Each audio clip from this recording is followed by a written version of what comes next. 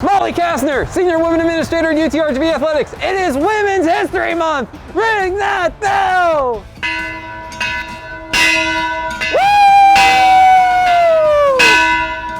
Woo! The UTRGV Coaches Show starts now.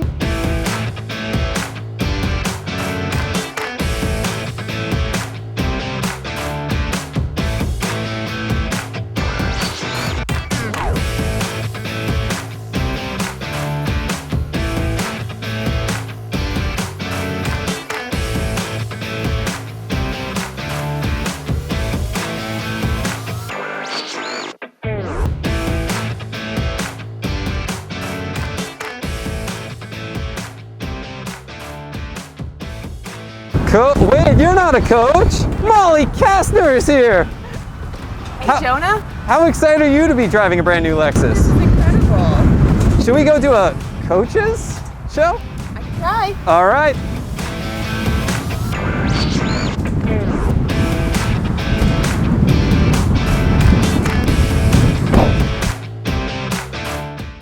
It's the UTRGV Coaches Show from North Park, Lexus, Rio Grande Valley. I'm Jonah Goldberg. We're joined by UTRGV Deputy Director of Athletics and Senior Women Administrator, Molly Kastner. Molly, thanks for joining us. Thanks for having me, Jonah. I'm excited to be here. How do you fit that all on a business card? You don't. You use abbreviations, AD instead of Athletic Director and SWA instead of Senior Women Administrator. Well, that just makes it really short then. It does, right?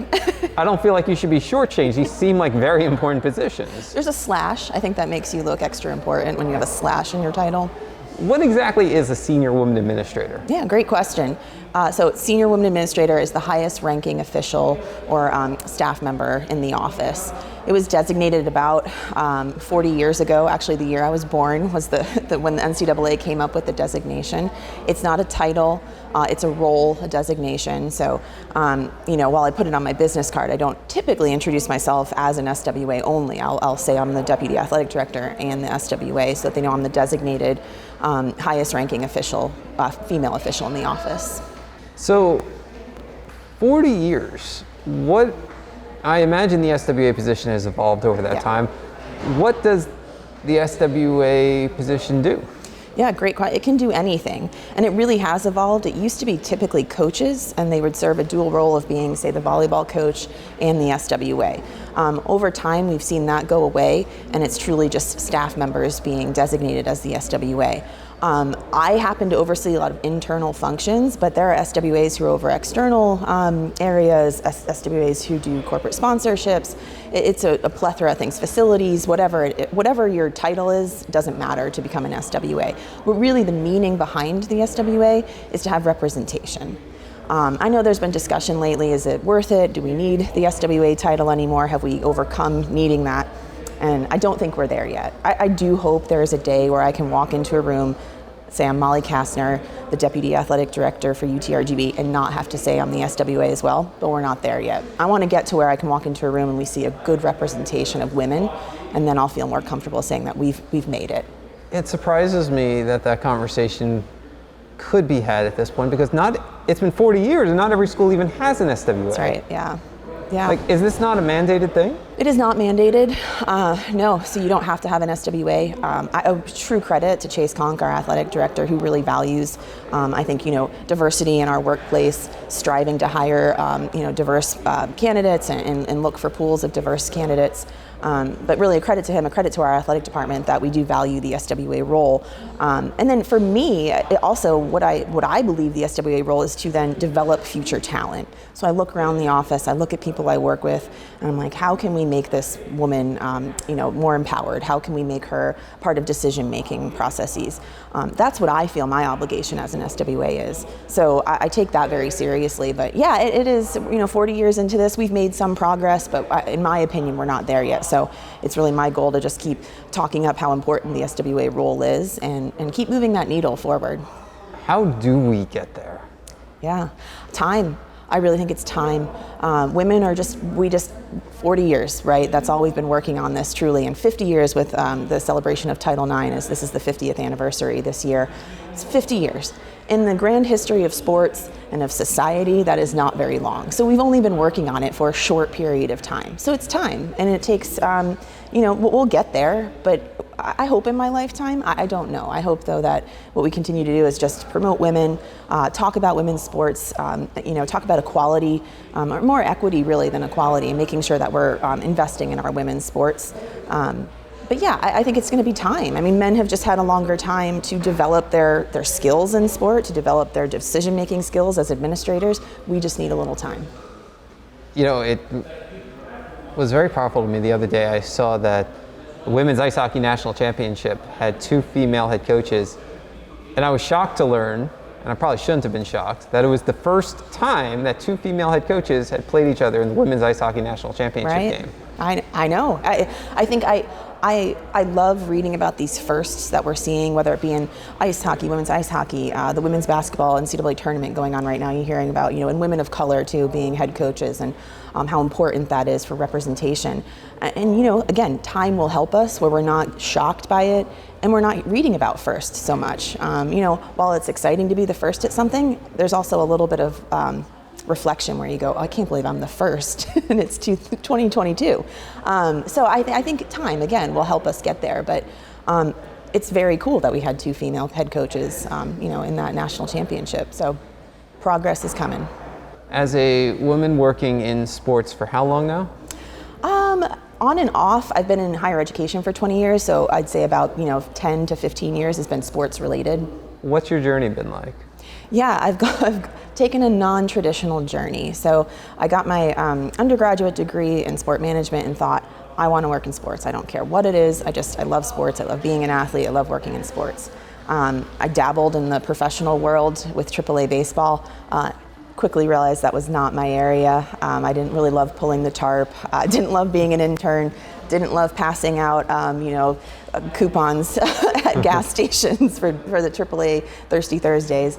So then I went back to graduate school and got a graduate degree in student affairs. And that really opened the doors. I worked in athletics while I was doing that, but it opened the doors for me to try other things. And I thought to myself, if I'm going to be the best student affairs professional, I need to get an array of experiences. So I've worked in admissions, worked in financial aid, I've worked in international programs, so the study abroad programs, and all of that has brought me to a place where I think I'm the best, I'm still growing, but the best possible administrator at this point in my career because of my experiences working at different universities, private, public, large, small, even some professional type schools, really a college that was dedicated to health sciences I worked at. So I feel like I've gathered just this array of knowledge that's helped me be who I am today. Have you ever been treated differently because you are a woman? The short answer is yes. In life, at work, both. I think I'm very lucky though that my mother really prepared me for those situations. So I mean, do I get angry or upset if I get treated differently in an unfair way? Sure. I think I'm still getting better at this, but my mother prepared me that unfair things are going to happen to you probably because you're a woman. How do you deal with that? How do you learn from those experiences, even though they're not your fault necessarily? How do you learn from it? How do you make change? I've been treated unfairly or differently, and it's upset me. But I think every day I get better at just being more professional with how I react to those situations, and help maybe teach someone how to do better. Well, I'm glad that you're willing to teach them, because I imagine it's difficult when you're probably in a room of you're the only woman, mm-hmm. and somebody makes a joke and everybody else thinks it's funny, right? Mm-hmm. But you don't think it's funny. Is it hard to speak up in those times because they'll be like, you're the woman, you're the one who's offended. But when you say something, they're just going to tell you to grow a sense of humor. That's right. Yeah, no, it is really difficult to do. It is. And, I think, again, I'm thankful for my mother for teaching me how to react in those situations. You've even taught me sometimes of when things are not appropriate for just, not even jokes about women. We've had discussions. So my colleagues throughout my career, discussing with them, having an open mind, and talking with your coworkers. I think sometimes even people, the worst case scenario is when they tell you to get a sense of humor. Best case scenario is when you say, hey, just deconstruct that joke. That's not that funny, and then they learn from that. So I think it's hard to speak up, but you should. And of course, as a woman, you're held to a completely different standard. Mm-hmm. we've been talking about this show for a couple weeks, and one of the things that it struck me, you talked about how you were already thinking about how you want to dress a week and a half before this show. Folks, I'm going to let you in on a little secret. If you haven't noticed yet, I've worn the same polo every single show.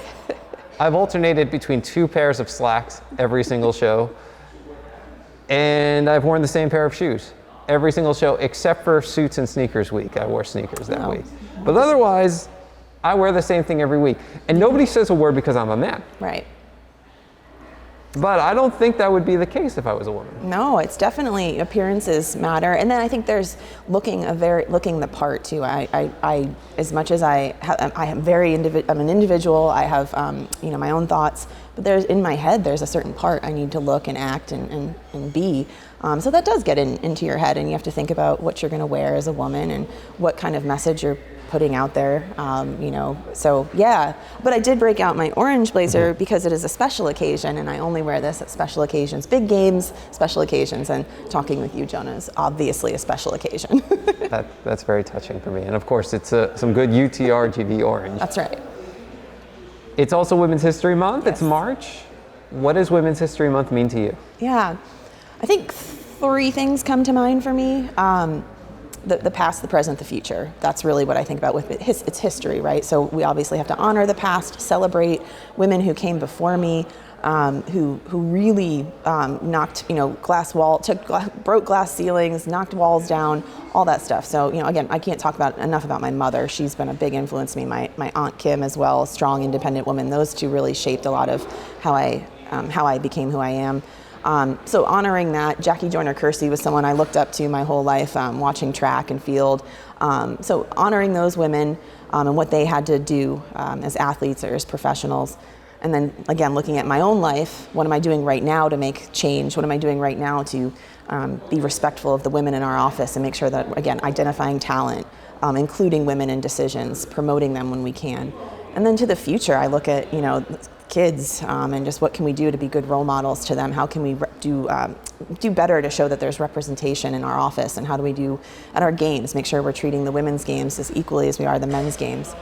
Something I want to work on personally, and this is going to be a hard one because I think a lot of people do it, when we talk about our young women, our athletes, calling them women, not girls. That's very important to me. It's just easy to call them guys and girls, but they're high school, they're girls, and then when you move on to college, they're women. And so that's something I still do it though. I was talking about our soccer team the other day, and I said, the soccer girls, and I'm thinking, you can do better, Molly. And we can. And that's, again, I'm not perfect, so we all can do better, but that's the future, right? That's something I want to work on. So that's really what I think of when it's Women's History Month, is honoring the past, looking what I can do now, looking to the future. Molly Kastner, Deputy Director of Athletics and Senior Women Administrator at UTRGV. Thanks for joining us. Thank you, Jonah. The UTRGV Coaches Show rolls on next from North Park Lexus, Rio Grande Valley. In the minute it takes to knock back your dream, spot your new crush, or cheer on the home team, you could do something that really makes a difference. Sign up as an organ donor. In less than a typical timeout, you could sign up to save 8 lives. It sure beats using a minute to mustard that hot dog. Sign up at tosa1.org. The Rio Grande Valley is growing every day. That's why you need a team you can trust. 2 stations, 2 languages. Se le pide a cualquier persona con información de... The most experienced news anchors in the valley. And Andina Herrera Garza. The largest weather team keeping you informed in English. Track front updates forecast. Y en español. Le voy a estar explicando un poco más de eso. A sports team covering the RGV like no one else. What this win means. We're live in the morning, at noon, and in the evenings. Anytime you need us, we're online and on social media too. We do this all in both languages. We are tracking breaking news. Nosotros estamos aquí para platicarles cómo. Who else can deliver this type of coverage? Tonight at 10 in the meantime, have a great evening. No one. Channel 5 News And Azteca Valle. working together for you. At Raising Cane's, we focus on being the best at one thing and getting it right every time. Which is why every chicken finger meal we serve is marinated, hand-battered, cooked to order, and made just for you. Quality isn't complicated, and our menu is proof. Raising Cane's Chicken Fingers, one love. Now hiring awesome crew. Apply at work@canes.com. TownePlace Suites by Marriott, Edinburgh's newest destination spot and a host hotel of UTRGV Athletics, with the amenities that a frequent long-stay traveler or visiting team in town to take on the V-Nation looks for. The nightlife is amplified with Ignite Lounge, a great way to wrap up a long workday or celebrate a big win. TownePlace Suites by Marriott on Trenton in between Business 281 and Sugar Road and minutes away from the excitement of UTRGV. TownePlace Suites by Marriott, Edinburgh.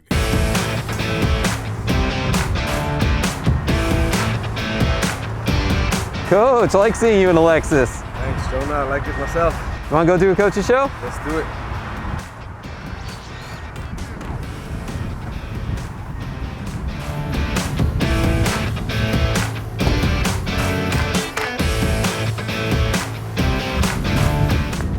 It's the UTRGV Coaches Show from North Park Lexus, Rio Grande Valley. I'm Jonah Goldberg. We're joined by UTRGV Men's Soccer Associate Head Coach Kyle Tim. Coach, thanks for joining us. Thanks, Jonah. Nice to be here.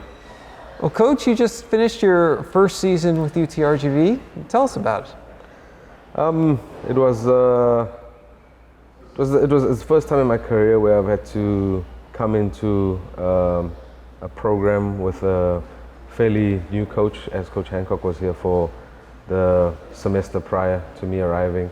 So I think for both of us as a staff, you know, trying to implement our ideas to the new players or to the players that have been here, new ideas to them, and it was a challenge for me, for both of us, I would say. We thought that the players adapted fairly well and for the most part understood what we were trying to do. Of course, there was a few bumps in the road. I think every single game it could have easily went our way, but it's the nature of the game. You know, you don't take chances and you give up some chances. It's hard to get regular success that way. Soccer is a fall sport in college. We are now halfway through the spring semester. What have you all been up to this spring? This spring has been a lot of, the guys have spent a lot of time in the weight room, which is something that they didn't do prior to us arriving. So we spent a lot of time in the weight room with the guys and just working on some things that we felt needed improvement from the fall. The group that's here right now training with us, I think there's only about 8 or 9 guys that will actually be with us in the fall, because we had about 12 guys graduate. We'll have 12 guys graduating now, and so those 8 guys are really key for us, because obviously there's going to be a huge turnover and we need to prepare them for the fall so that they are in a position to help the new guys coming in. So let's talk about you a little bit. You've worked in college, you've worked in the pros, now working back in college again, originally from Johannesburg, South Africa. So tell us, what has your journey been like starting from South Africa to make it all the way here? So I guess the college idea is not a common thing for young soccer players in South Africa. I didn't know much about it until I was about 17 or so, and just a coach that coached me when I was much younger was in the college game and knew some people, and he had brought, in my senior year of high school, he had brought a friend of his who was a coach at an NAIA school, came to watch us play, and that kind of opened the doors for myself in starting to now do some research on the college game. And obviously at that time, my parents were heavily involved in the whole process. So it was a good option for me, as obviously the education side of things was very important, not just playing soccer, because growing up that's all we wanted to do. We don't really think about getting an education in South Africa. It's all about you playing to make it pro. So when the education opportunity came about, my parents were all about it and pretty much convinced me to take the opportunity to come to the States. I ended up going to Tyler Junior College for 2 years, transferred to Clayton State University, Division II in Atlanta. After that, I went home for a little bit, tried the professional thing, and while I was doing that, my coach at Tyler Junior College offered me an assistant coaching position, and I was young at the time, and it was very difficult for me to make that transition over to coaching because I still felt like I had some time to play. But when looking back, 10, 11 years later, it's probably the best decision I could have made at that time. What's it like moving from one country to another like that? Because we grew up knowing America, knowing all the music we listen to, all the TV we watch, all the television shows, the movies, everything. So we know a lot about America, and it's just like a place that a lot of us want to be or want to visit. So getting that opportunity to come over was really cool. However, once you get here and you get sent to East Texas, and growing up all you know is New York City, Miami, Vegas, you get sent to East Texas, very small town, very nice people, but it was different coming from Johannesburg as well, which is it's a major city with millions of people in the city. So that transition was very difficult. And then from the soccer side of things, I think there's things that are done quite differently as well. So there's a lot of adaptation that takes place, and it is quite difficult. And then you go from Tyler, Texas to Clayton State. That's Atlanta, but it's south of Atlanta. Yeah. It's a little bit. It's in the suburbs or a little further. So that's again another transition. Was there ever any point during all this that you thought, I just want to go home? There were many points where I felt that way. I think one of the biggest challenges for international soccer players is just playing for one semester, and springtime you don't play that much. You don't compete. You train, but there's not a lot of competition. So every spring was a huge challenge for me. I think it took me to my third spring where I was like, okay, this is just the way it is, and I just gotta get on with it. So yeah, the transition to Atlanta, I felt like at that point, after being in junior college for 2 years, I felt like I was prepared for it, and it was also more my kind of city or situation, just because I come from a big city, and Atlanta, out of every city I've been to in America, reminds me of Johannesburg. So it was a good transition. During your playing days, you were pretty good from what I understand. In fact, you are an NJCAA Hall of Famer. That's a big deal. Congratulations on that. Thank you. What did it mean to you to be inducted into a Hall of Fame? It means a lot. I think after so many years and you actually get voted into the Hall of Fame.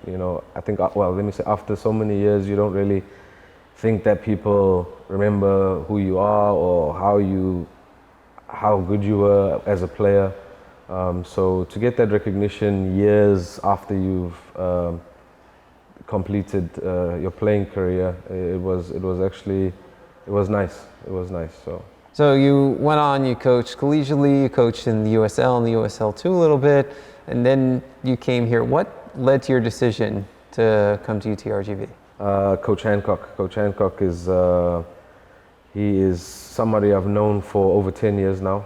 When I was at Tyler Junior College, he was at USF, South Florida, and they did a lot of recruiting, and they somehow always got our best players. I guess their location and everything sold our players, and that just got rolling once a couple guys went in. So I have a very good relationship with him, and when he arrived and we had spoken about me potentially joining, and at that time there was some transition at the club that I was at from the coaching side of things.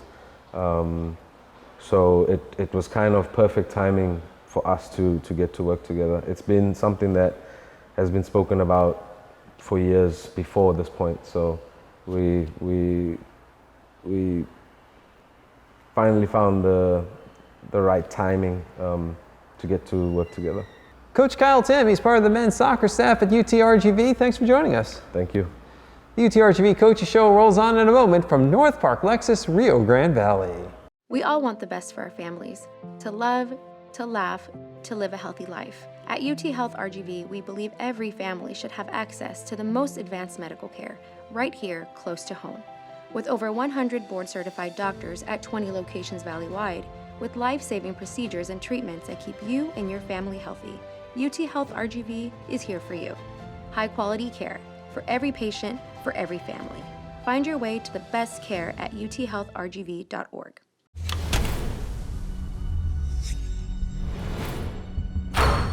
This is a walk-on athlete. They train longer, put their heart into the game. This is the passion we're built on. It's why we put our heart into creating game day with a taste of Louisiana. Walk-ons, we live for this. There's a magic to the Rio Grande Valley and to this university.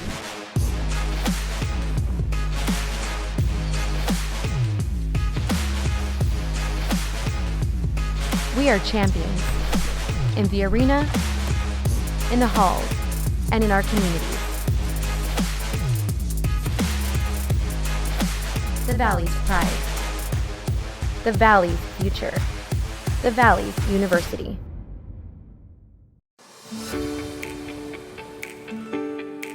Support. Some call it the foundation of success. Joining the V Club assists in the success of our student athletes.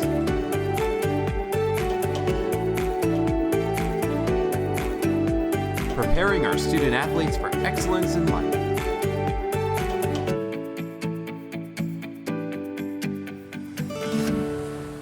Thanks for tuning in for this edition of the UTRGV Coaches Show from North Park, Lexus, Rio Grande Valley. We'll be back with you next week for the season finale, Wednesday at 8:30 p.m. with a special re-air Sunday at 1:30 on Somos El Valle, Channel 5.3, Cable 1241. Missed an episode? Want to watch this one again? And check out archive shows on our YouTube channel at goutrgv.com/coaches show. Big thanks to UTRGV Men's Soccer Associate Head Coach Kyle Tim and UTRGV Deputy Director of Athletics and Senior Women Administrator Molly Kastner for joining us this week. Next week, we'll be joined by Derek Matlock, he's the head coach of the UTRGV baseball team, and Paola Cortez Ortiz, the assistant coach for the UTRGV golf teams. But for now, this is Jonah Goldberg saying so long from North Park, Lexus, Rio Grande Valley. This has been the UTRGV Coaches Show. Get your V's up.